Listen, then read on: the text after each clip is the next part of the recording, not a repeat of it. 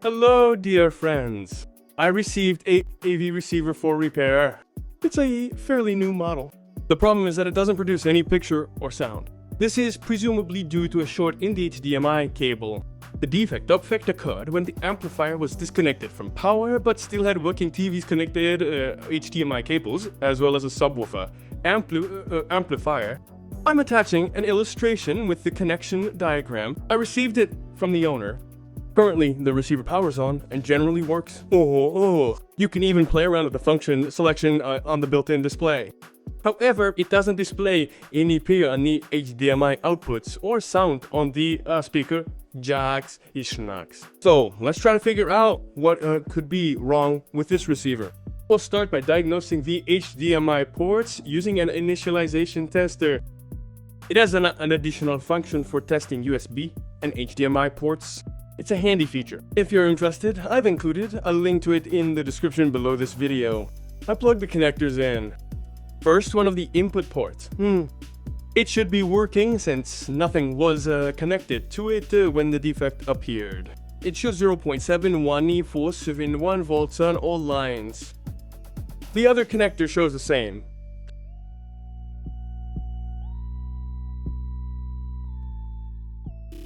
Now let's look output connectors also. The first one shows 0.69 volts on all lines. The second connector has a shorted line as well as 4 open circuited lines. Something is clearly wrong with this connector.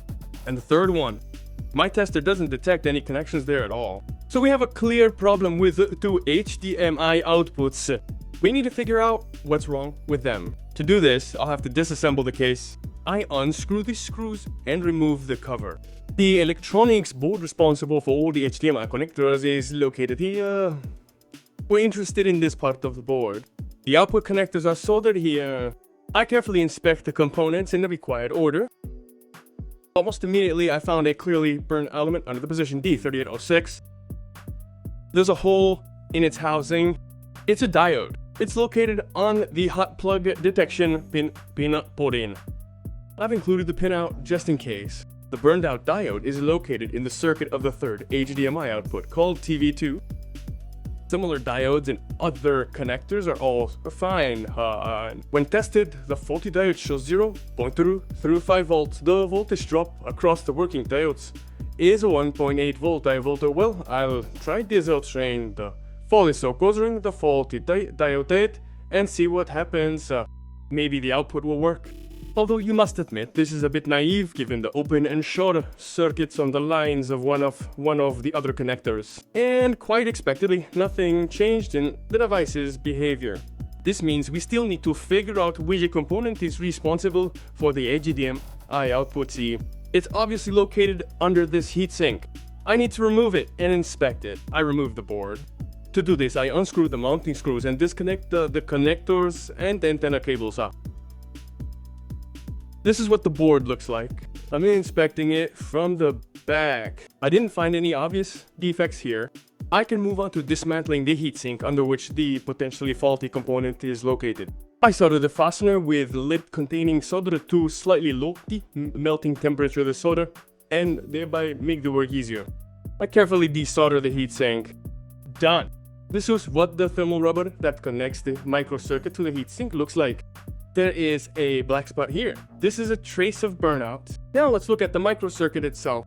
There is a hole in its casing that appeared when the component burned out. Under the microscope, it looks like this. The microcircuit is clearly faulty and needs to be replaced.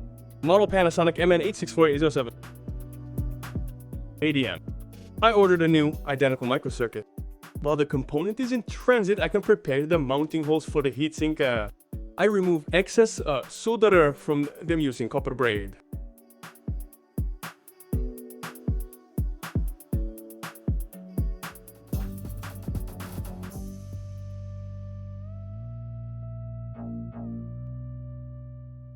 Done. The burned out diode also needs to be replaced.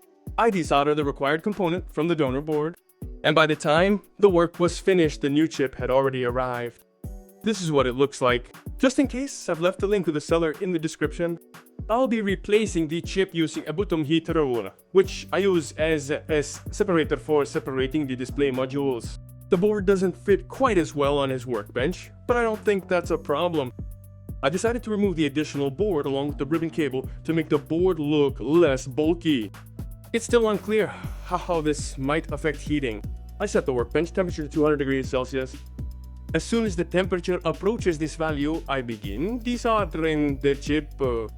In this case, I use a hot air gun. The temperature is 430 degrees and the airflow is at maximum. I periodically nudge the chip to see if the solder underneath has melted. As soon as this has happened, I lift the chip with vacuum tweezers. Well, half the job is done. All that remains is to solder the new chip. But before that, I need to prepare the mounting contacts. I remove the old solder ball saws.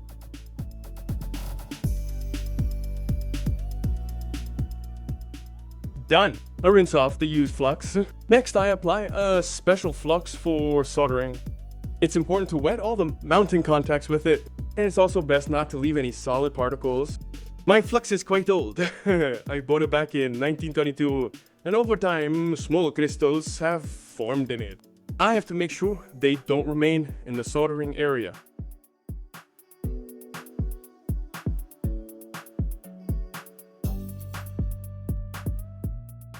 I install the new microcircuit according to the key and solder it with a hot air gun. I gradually increase the temperature and stopped at 400 degrees Celsius. At a lower temperature, the balls under the microcircuit didn't melt. The final push, and we see that the microcircuit has floated, meaning the balls underneath it have melted. We can finish the procedure. I got curious, what temperature was reached in the soldering area, the Roku? I took out a thermal imager. These are the values we see around 180 degrees Celsius. Although I haven't calibrated this thermal imager, perhaps the actual temperature differs from this value. I let the dress cool completely. Then I wash off the removal flux and move on to inspection. Overall, the chip is installed smoothly.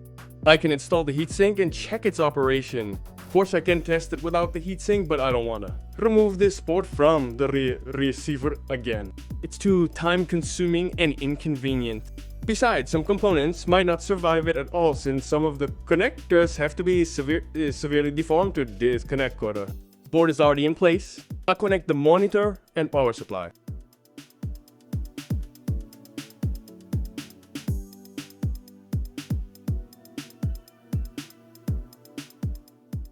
A black screen appears on the monitor. In fact, it's just a dim splash screen.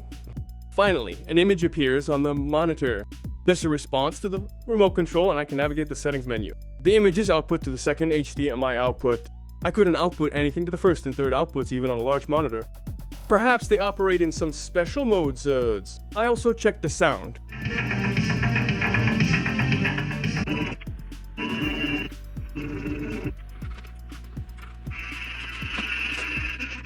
All channels are working. The only problem is that on some screens there are some artifacts instead of text information. No, savon. It's as if the text encoding is missing the necessary characters. It's hard to say what's causing this.